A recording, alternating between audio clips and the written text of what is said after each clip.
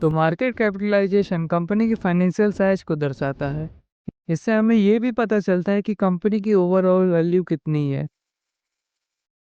For example, Reliance industry की current market cap अभी 19,20,000 करोड़ है। इसका ये मतलब है अगर आपको रिलायंस इंडस्ट्री खरीदनी है तो आपको 19,20,000 करोड़ देने होंगे। तो मार्केट कैप को डिफाइन करने के लिए एक फॉर्मूला भी है, share price into total number of share. For example, अगर एक कंपनी का शेयर प्राइस 500 रुपये है और टोटल 1 करोड़ शेयर है उसके पास, तो मार्केट कैप क्या हो जाएगा? 500 इंटू 1 करोड़, यानी कि 500 करोड़।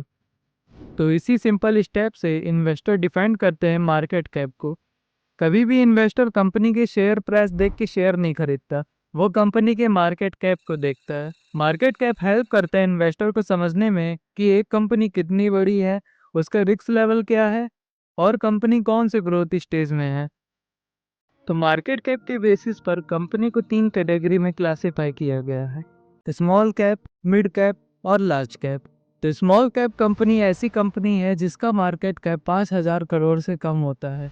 ये कंपनीज जनरली स्टार्टअप कंपनीज होती है और इनमें सबसे ज़्यादा रिस्क भी होता है। लेकिन अगर हम फंडामेंटली स्ट्रॉन्ग कंपनी को चूज करें तो सबसे ज़्यादा रिटर्न्स यही कंपनी देती है। मिड कैप कंपनी जिनका मार्केट कैप 5,000 करोड़ से लेकर अप टू 20,000 करोड़ तक रहता है, ये कंपनी कुछ समय बाद लार्ज कंपनी में बदल जाती है। और लार्ज कंपनी के कंपैरिजन में इनमें थोड़ा ज़्यादा रिस्क भी रहता है और प्रॉफिट्स भी। और लार्ज कैप कंपनीज की कैटेगरीज में वो कंपनियां आती है जिन कंपनी का मार्केट कैप 20,000 करोड़ से ज़्यादा होता है। ये कंपनीज अपने बिजनेस में वेल इस्टेब्लिश्ड होती है और अपने सेक्टर में लीडर होती है। लार्ज कैप कंपनी में एक और खासियत है, अगर इकोनॉमी गिर भी रही होगी तो ये इजिली उस इन्वायरमेंट में सरवाइव कर पाएगी। आपने बोरोइंग और रिजर्व का नाम तो सुना ही होगा, तो चलिए इसे सिंपल तरीके में समझते हैं। बोरोइंग का मतलब होता है उधार लेना। तो कंपनी ने कितना उधार लिया है ये हमें दिखाता है कंपनी के बैलेंस शीट के बोरोइंग में। अगर किसी भी कंपनी की बोरोइंग साल भर साल बढ़ती ही जा रही है तो उसके फंडामेंटल स्टेटमेंट के लिए ये निगेटिव इम्पैक्ट हो सकता है। लेकिन अगर कंपनी फाइनेंस सेक्टर से बिलोंग करती है जैसे बैंक या एनबीएफसी, तो वहाँ पे बोरोइंग का बढ़ना बड़ी नॉर्मल चीज़ है, क्योंकि उनके बिजनेस का काम ही यही होता है एक जगह से लोन लेकर दूसरे जगह पे देना। अब बात करते हैं रिजर्व की। रिजर्व का मतलब है करंट टाइम पर कंपनी के हाथ में कितना पैसा है, यानी कल को कंपनी अपना लोन चुकाना चाहे तो क्या उसकी उतनी कैपेसिटी है कि वो अपने रिजर्व से अपने लोन को चुका सके। सिंपल शब्दों में, अगर किसी कंपनी की बोरोइंग ज़्यादा है उसके रिजर्व से, तो ये उस कंपनी के लिए रेड फ्लैग हो सकती है। लेकिन अगर उस कंपनी का रिजर्व ज़्यादा है उसके बोरोइंग से, तो इसका मतलब है कि कंपनी मार्केट में अच्छा परफॉर्म कर रही है।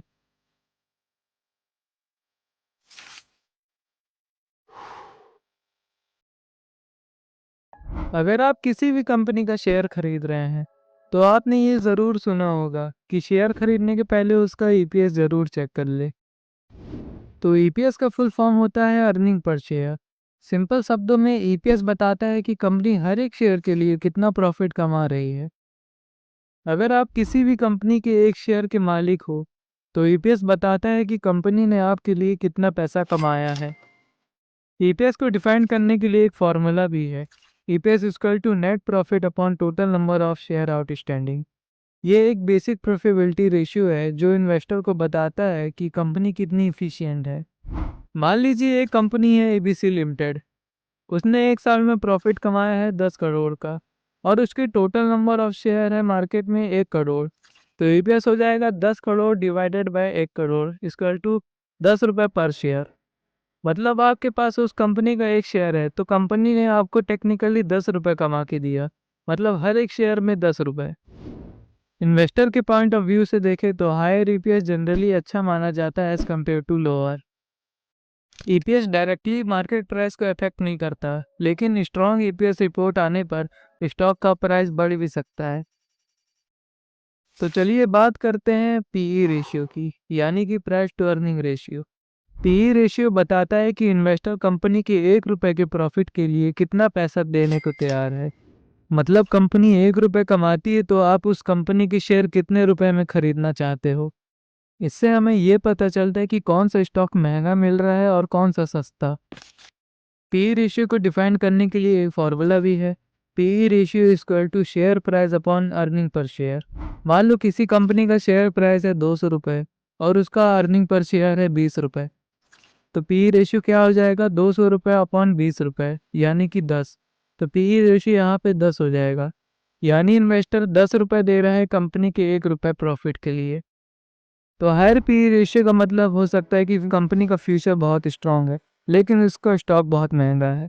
और लोअर पी रेशियो का मतलब हो सकता है कि उसका शेयर बहुत सस्ता है लेकिन हम उस कंपनी में उतना ट्रस्ट नहीं कर सकते as compare to higher P ratio companies.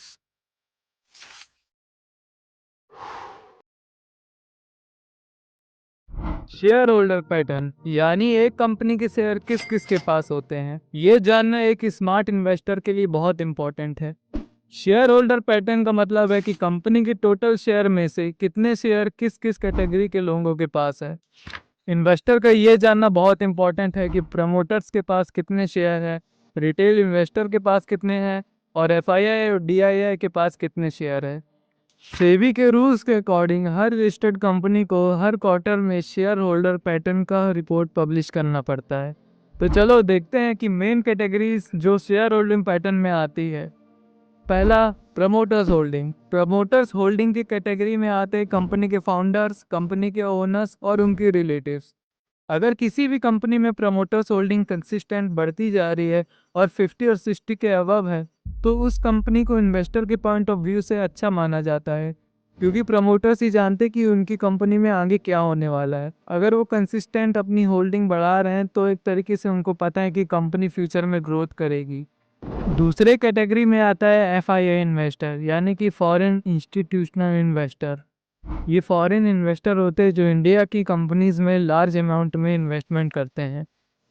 अगर एफआईआई की होल्डिंग किसी भी कंपनी में बढ़ रही है तो इसको एक कंपनी के लिए एक ग्रीन सिग्नल माना जाता है। तीसरी कैटेगरी में आता है डीआईआई यानी कि domestic institutional investor. Domestic institutional investor में आते हैं mutual funds, LIC, insurance company. Company में डीआईआई का प्रेजेंस स्टेबिलिटी का सिग्नल होता है। चौथी कैटेगरी में आते हैं रिटेल इन्वेस्टर जैसे कि हम और आप। अगर प्रमोटर्स और एफआईआई ने डंप किया हो किसी भी कंपनी के स्टॉक को बट रिटेल इन्वेस्टर उसको पंप करना चाह रही हो तो इसमें रिटेल इन्वेस्टर का रिस्क हाई हो जाता है। तो चलिए एक एग्जांपल से समझते हैं। एचडीएफसी बैंक की प्रमोटर्स होल्डिंग 0% है क्योंकि it's a professionally managed company.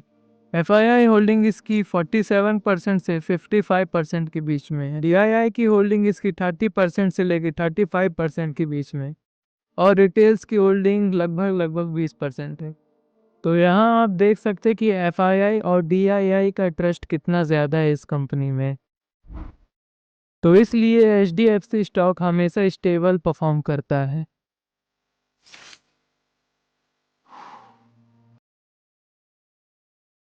Book value.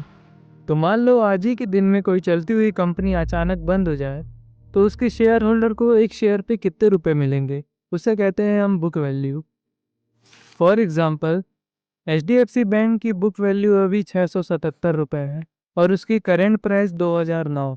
अगर एचडीएफसी बैंक अभी बंद हो जाए तो उसके शेयर होल्डर को एक शेयर के बदले में 677 रुपये वापस मिलेंगे। तो ये तो बात हो गई शेयर होल्डर के पॉइंट ऑफ व्यू से। तो कंपनी के पॉइंट ऑफ व्यू से देखें तो बुक वैल्यू का मतलब है कि कंपनी की असली वैल्यू क्या है। मतलब अगर आज कंपनी बंद हो जाए तो सारी चीज़ें बेच के सारा उधार चुकाने के बाद जो भी कंपनी के हाथ में बचता है उसे हम बुक वैल्यू कहते हैं। तो फॉर्मूला के बेसिस पे देखें तो book value is equal to total assets of company minus total liabilities. तो मान लो आपके पास एक किराने की शॉप है, तो उस शॉप में आपके एसेट्स 10 लाख रुपए के हैं और आपकी लायबिलिटीज 3 लाख की। तो आपकी शॉप की बुक वैल्यू हो जाएगी 10 lakh minus 3 lakh equal to 7 lakh. यानी अगर आप शॉप बंद कर दो तो 7 लाख रुपए आपके हाथ में बचेंगे। तो बुक वैल्यू से इन्वेस्टर को पता चलता है कि कंपनी का शेयर प्राइस सस्ता है या महंगा। अगर मार्केट प्राइस ज़्यादा है बुक वैल्यू से तो लोग कंपनी का फ्यूचर ग्रोथ देख रहे हैं। अगर मार्केट प्राइस कम है बुक वैल्यू से तो स्टॉक अंडर वैल्यूड हो सकता है। तो बुक वैल्यू इन्वेस्टर के पॉइंट ऑफ व्यू से एक अच्छा इंडिकेटर माना जाता है।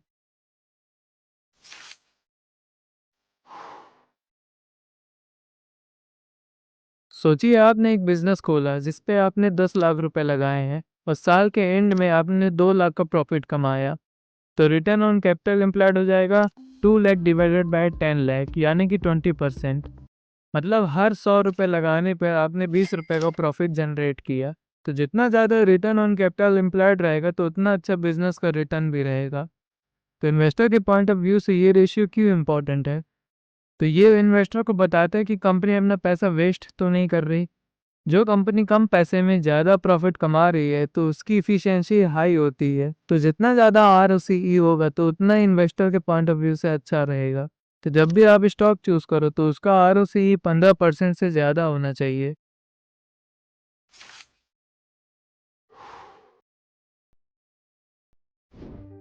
तो कंपनी जो भी बिजनेस के अलावा पैसा कमा रही है वो अदर इनकम में आता है। तो अदर इनकम कंपनी के फाइनेंशियल स्टेटमेंट में नेट प्रॉफिट में इंक्लूड करके दिखाया जाता है। तो इन्वेस्टर के पॉइंट ऑफ व्यू से देखें तो स्मार्ट इन्वेस्टर हमेशा कंपनी के फाइनेंशियल स्टेटमेंट में यही चेक करते हैं कि कंपनी का प्रॉफिट्स अदर इनकम से तो नहीं बढ़ रहा है। क्योंकि अगर कंपनी अपने मेन कोर बिजनेस से प्रॉफिट जनरेट नहीं कर पा रही है और वो अपने अदर इनकम से नेट प्रॉफिट को बढ़ता हुआ दिखा रही है तो ये कंपनी के फाइनेंशियल स्टेटमेंट में इनडायरेक्टली नेगेटिव इम्पैक्ट डालता है। तो चलिए देखते हैं कि कौन सी वेबसाइट से हम कंपनी के एनालिसिस करते हैं। तो आ जाइए अपने सर्च इंजन में और सर्च करिए screener.com। तो स्क्रीनर सर्च करने के बाद जो पहली लिंक आई है stock screener and fundamental analysis उसे ओपन कर लीजिए। ओपन करने के बाद आपके सामने कुछ ऐसा इंटरफेस आएगा और यहाँ पे आप जिस भी कंपनी का फंडामेंटल एनालिसिस करना चाहते हो वो कंपनी यहाँ सर्च करिए। मैं सर्च करता हूँ एक्शन कंस्ट्रक्शन इक्विपमेंट्स। तो हमारे सामने इस कंपनी का पूरा डाटा खुल गया है। यहाँ पे हम आपको पढ़ाए थे मार्केट कैप के बारे में, बुक वैल्यू के बारे में, रिटर्न ऑन कैपिटल एम्प्लॉय भी यहाँ दिया गया है, रिटर्न ऑन इक्विटी भी दिया गया है। अगर आपकी स्क्रीन में ये रेशियो नहीं दिख रहा है तो यहाँ साइड पे एडिट रेशियो दिया है, इसमें आप क्लिक करके एडिट कर सकते हैं। तो चलिए मैं दिखाता हूँ कैसे करते हैं। तो एडिट रेशियो में जाने के बाद जो भी आप ऐड करना चाहते हैं वो यहाँ आप सर्च करें। तो मैं सर्च कर रहा हूँ ओपीएम। तो ये देखिए यहाँ पे ओपन ऐड हो चुका है। अब यहाँ से हम सेव करते हैं। तो आप देख सकते हैं यहाँ ओपीएम आ गया है 15.2%। तो आप मेरी स्क्रीन देख के ऐसे ही आप पूरा रेशियो एडिट कर सकते हैं। तो राइट साइड में पूरा कंपनी के बारे में दिया गया है। रीड मोर में जाके अपन पूरी हिस्ट्री इसकी पढ़ सकते हैं। तो ये कंपनी एंगेज्ड है क्रेन्स बनाने में, मोबाइल टावर क्रेन्स बनाने में और ऐसे क्रेन्स बनाने में जो कि इक्विपमेंट्स हैंडल कर सके। और इनके इक्विपमेंट्स आते हैं रोड कंस्ट्रक्शन के काम में। तो ये कंपनी इनकॉर्पोरेट हुई है 1995 में और इसका आईपीओ 2006 में आया है। तो यहाँ पे आप देख सकते हैं कि कंपनी पूरे वर्ल्ड में 63% मार्केट शेयर कैप्चर कर चुकी है क्रेन बनाने में और 60+% मार्केट कैप्चर कर चुकी है टावर क्रेन्स के सेगमेंट में। तो इसके बिजनेस सेगमेंट पे अपन देख सकते हैं कि क्या क्या बना रही है, क्रेन्स बना रही है और भी हैंडलिंग इक्विपमेंट्स, एग्रीकल्चर इक्विपमेंट्स। तो यहाँ पे सेल वॉल्यूम डाटा दिया है फाइनेंशियल ईयर 2024 और 2022 का। तो यहाँ पे आप देख सकते हैं कि कितनी ज़्यादा बढ़ोतरी हुई है कंपनी के सेल में। तो इधर पे कंपनी के क्लाइंट्स के बारे में भी दिया है। क्लाइंट्स यानी कि कंपनी की कौन कौन कस्टमर है। तो यहाँ आप पढ़ सकते हैं बड़ी बड़ी दिग्गज कंपनियों का नाम लिखा है। तो ये इन्वेस्टर के लिए एक प्लस पॉइंट होता है क्योंकि बड़ी कंपनी हमेशा बल्क में ऑर्डर देती है जिससे हमें कंपनी की सेल्स और रेवेन्यू में ग्रोथ देखने को मिलती है। तो इधर कंपनी के प्रोडक्ट के बारे में भी आप पढ़ सकते हैं क्या क्या है। कैपेक्स, कैपेक्स का मतलब है कि कंपनी अपना बिजनेस बढ़ा रही है। तो 2024 में कंपनी ने क्रेन्स मैन्युफैक्चर करने के लिए 80 एकर्स की ज़मीन ली थी और कंपनी ने प्लान किया था कि 2025 के लास्ट क्वार्टर में वो 15,000 यूनिट से लेकर 18,000 यूनिट्स तक की क्रेन मैन्युफैक्चर कर सके। तो हर कंपनी के अबाउट सेक्शन में आपको सारी डिटेल्स मिल जाएगी कंपनी से रिलेटेड। और नीचे स्क्रॉल करके मैक्सिमम टाइम फ्रेम में हम देख सकते हैं कंपनी के चार्ट्स। तो कंपनी का हाईएस्ट प्राइस 1574 गया था। तो नीचे स्क्रॉल करने के बाद अपने को कंपनी के एडवांटेज और डिसएडवांटेज मिल जाएंगे। तो यहाँ आप देख सकते हैं कि कंपनी कैपिटल गुड्स के सेक्टर से बिलोंग करती है। तो अभी तक आप जितने भी फिगर देख रहे हैं ये सब करोड़्स में है। तो यहाँ पे हम कंपनी के प्रॉफिट एंड लॉस के अकाउंट में आते हैं। तो यहाँ पे आप देख सकते हैं कि कंपनी की ऑपरेटिंग प्रॉफिट्स हर साल कैसे बढ़ रही है। तो ऐसी हर कंपनी में आप चेक कर सकते हैं, लेकिन सबसे ज़्यादा इम्पोर्टेंट होती है ऑपरेटिंग प्रॉफिट्स, वो बढ़नी चाहिए और इसके आगे जो भी टैक्स इंटरेस्ट कटते हैं इस प्रॉफिट के बाद ही कटते हैं। तो यहाँ पे हम नेट प्रॉफिट देख सकते हैं जो कि कंपनी के हाथ में बच रहा है, और नीचे आके हम देख सकते हैं बैलेंस शीट को। मैंने आपको बताया था कि कंपनी की बोरोइंग और रिजर्व कैसे मेजर करते हैं। तो आज के लिए बस इतना ही। आई होप आपको इस वीडियो से कुछ ना कुछ सीखने को ज़रूर मिला होगा। अगर आपको वीडियो पसंद आए तो लाइक करें, शेयर करें और कमेंट करके बताएं कि आगे आपको कौन से टॉपिक में वीडियो चाहिए।